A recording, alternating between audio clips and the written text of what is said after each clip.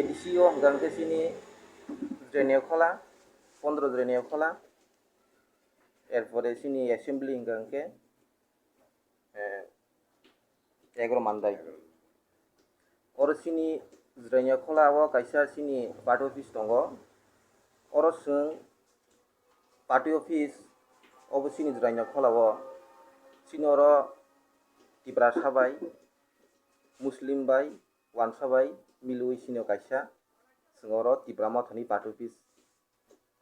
सिनी खलायलायजाक जों तिब्रा माथा सिनी एडिसि गभर्नमेन्ट फायमोनि परे जों सुख जरा तिनि हाय जरा प्राय 1.5 বছর नङै थांगा लाइज्रा बुंथा अजराव सिनी पार्टी अफिस उद्बोधन खायमोनि परे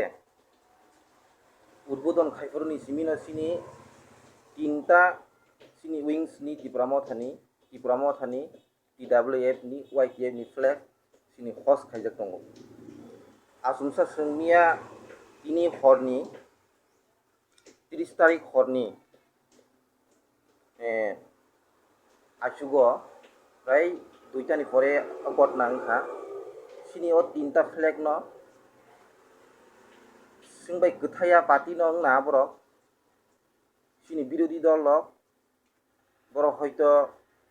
जों किसा गानागिनि एलाकानि बरक न खुसखायनाय मानि बरक खूब एकटा नेसा जालाय बरक हायै सिनी 3टा फ्लेग न बरक दाबाय तांसिकलां थांगा हानि बागै जों तिनि प्रेस मिट खानायनि नांखा जों नायो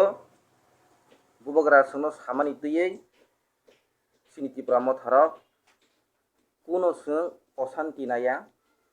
जों कुनो बिशृंखला नाया जतन जों 2023 जरा सिनी बुबग्रा कक कसार माबाय